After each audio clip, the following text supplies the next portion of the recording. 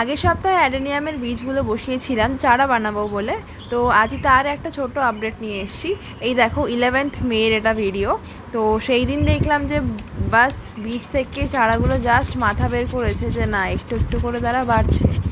এবারে এই দেখো এই একটা নতুন ক্লিপ, যেটাতে 15ই মের ক্লিপ, যেখানে আমি দেখছি যে গাছগুলো সদ্য বেরিয়েছে এবং দুটো নতুন পাতা শুধু বেরিয়েছে।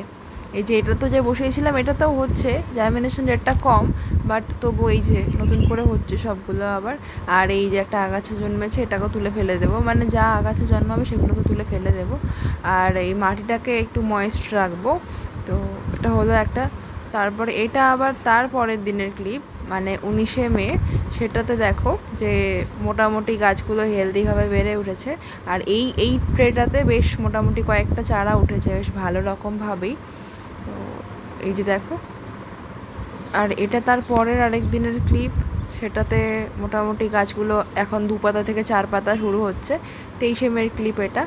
তো এইভাবে দেখো মোটামুটি এগুলো যা বাড়েনি এখন ছোট থেকে 2 পাতা থেকে 4 পাতা হচ্ছে। এটা তার ক্লিপ। যত আগাছা হয়েছে কিছু আগাছাগুলো ফেলে দেব, আর মাটিটাকে ময়েস্ট করে দেব, একটু জল স্প্রে করে দেব যাতে ময়েশ্চারটা হোল্ড করে রাখতে পারে, কারণ ছোট চারা এগুলো এখন আপাতত। তো এইভাবে মোটামুটি স্প্রে করে করে জল দিয়ে দেব। আর এটা আজকের আপডেট 27th মে। তো এখন দেখো গাছগুলো যথেষ্টই হেলদি লাগছে, আর গাছে দুটো দুটো করে 4টে পাতা হয়েছে।